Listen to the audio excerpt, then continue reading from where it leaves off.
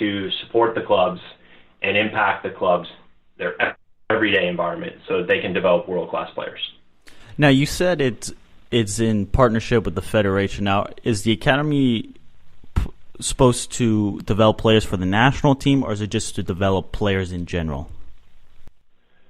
So every player has his own or her own pathway. So I think there's no one and only specific goal. But if we talk about our mission, which is developing a world-class player, that world-class player is going to play for their respective national team, wherever that might be around the world. So in our case, yes, it is ultimately for the player that reaches the pinnacle to play for our senior national teams. And as part of the academy program, you have players that are playing for the youth national teams. Currently, when you look at a cycle of players in our youth national team from a year, we have currently 90% of players on our youth national team rosters that are members of academy clubs. So what we're seeing is that players are being driven to academy clubs based on the standards and the level. These clubs are doing a great job of developing the players. We're supplementing it with our youth national team program and our training center program, which is a talent identification program as well. And the goal is to drive these players together into one environment where they're playing with and against the best players, coached by the best players, and that's really helping them grow. So whatever the end goal is for that player, whether it be that they stop at the academy or they play post that either professionally or collegiately or eventually internationally, that's dependent on every player. But ultimately, the end goal would be a player that's come through the system that plays for the national team, like we have so many that we'll do tonight in our game in the Gold Cup. Right, but is there, from the academy side, is there a emphasis on saying, hey, since you are in the United States, we'd like for you to play for the United States because there is funding coming from the federation? I mean, there's a lot of criticism on that, or not criticism, but just unclarity on, okay, are we developing players for the national team, or are we developing players just for world class, on that premise? I think that goes back to the earlier point that we provide a platform that allows the player to develop, but ultimately the player and the club in their everyday environment are determining what that is. So if you have a professional club that has a player in their academy, their ideal goal is probably to develop that player to play for their professional team.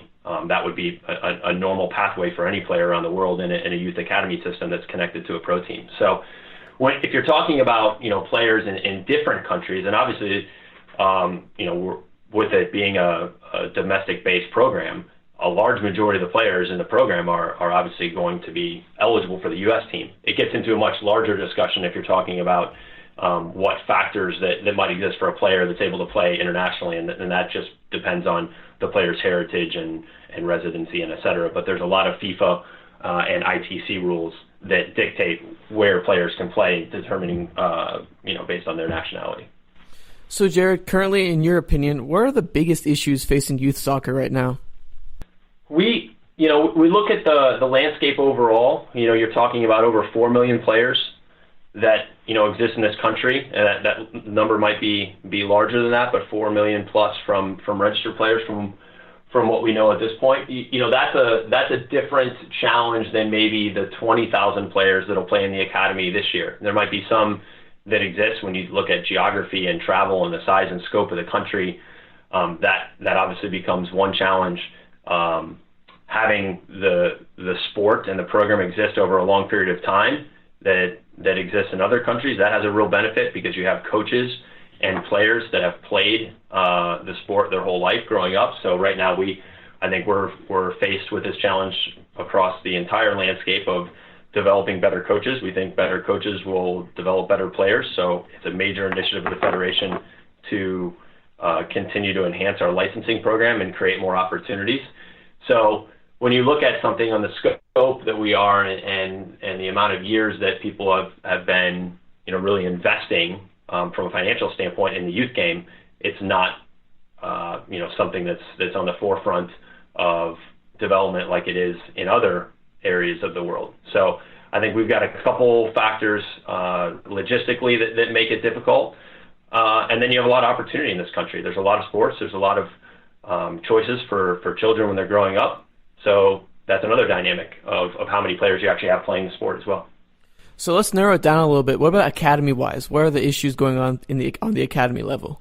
I think right now we're looking at trying to improve the overall level. The more we can bring up the entire group, the better players that we have playing with better players, then that's probably going to be as fast as the system rises. Right now, we have a real challenge with players being able to be in an everyday environment that's professionalized, and the challenges that exist either with school and travel and distance that some have, depending on where someone lives. But if you really want to look at what's going to develop a player, it's that consistent everyday environment where you've got everyday training in facilities that allow that to happen, that fit within a player's schedule that doesn't have long travel distances, both for travel and both for training and for games. So that becomes a real logistic.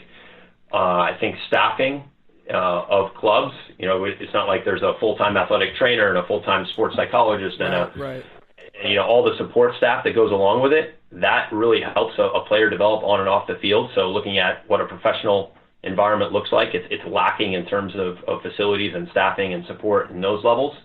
And then just the quality overall of the amount of coaches, of where we're at, and the amount of coaches that we'd like all of the players to be able to have, head coaches and assistant coaches that have, gone through the licensing pathway and that have experience coaching that can provide education and instruction to these players. That's still developing, and I think it's at a level where we could increase it and improve it over time. Do you feel personally that you take a lot of responsibility for the development of the youth? I think we as a federation certainly have a large part in what's happening. We're trying to drive standards that we believe are based on best practices around the world for players to develop. So when you say personally in terms of the program and our staff and everyone who's invested so much time and energy into this, we do take it personally that this is a goal and initiative of the federation of what we do every day. So we think that we can, again, provide that platform that's going to allow it to improve and to see if we can improve it at the fastest rate that we can and accelerate that timeline. How has the academy system changed since you've taken over? It's been 3 years since I've been in the role as the director. I started off as a coach in the academy in the first 2 years of the program, so it's been great to have the perspective of the academy and to watch it evolve over time. I think every year it gets better. Every year we have a number of people that are looking at it from an analysis standpoint, whether that be through our technical group, our technical advisors that are supporting the clubs and actually watching games week in, week out, our scouting network, our youth national team coaches that are directly tied into the program, our director of talent identification. There's a number of people that are watching these games, and what we're doing and what's happened even more so in the last 3 years is we're trying to take all this analysis, the data that we get from video review and et cetera, to determine what it is that we need to prioritize as next steps. So in the last 3 years, I think you've seen a couple new initiatives, which has been to drive into Zone 1, so the establishment of a U12 program. We also split the U13 and 14 age groups to be single age because we felt that the development and maturation of youth male players during that 12 to 14 range was very wide ranging. So we wanted to help combat relative age effect and help bring an awareness to the fact that players are developing at different times at different ages. So having 12, 13, and 14, and now adding this year 15 single age, it's another big change. So the program's grown from 5,000 to 11,000 players in the last 3 years. And then most recently, the launch of a girls' academy based on 10 years of experience on the boys' side. We believe it's the right time. And, we have the expertise and the knowledge. We're hiring staff specifically on the girls' side to launch this program. So in the last 3 years, you've seen, a program in terms of numbers almost triple, and the initiatives that we've done in terms of supporting it and all the other aspects of analysis that I talked about that are really continuing to improve and increase, which has given us greater insight into what we do next and how we structure the program to make it better every year. Absolutely. But an issue of the academy program has been, at least talked about in the media, especially by Tara Twellman, is the pay-to-play system. How is the academy addressing that pay-to-play issue that's been going on recently? That's a great question, and one that I didn't mention as a restraint earlier. And I think that depending on the club and the location, obviously the individuals playing, that is another challenge. It's something that making it cost-free, it's not going to change next year or the year after that, but having an awareness to the fact that financially that can be a barrier for players to play. So reducing that is extremely important to us. We supplement academy investment with a scholarship program that's available to any player that's part of the academy. They can apply for it at the beginning of the year, and we send that money to help supplement clubs with their cost of travel and training. So that's a program that we've invested over $400,000 in year after year. We'll continue to do that. We'll look to increase it through some gifts that we're receiving. We're actively fundraising for money for scholarships that we can turn around and put right back into players.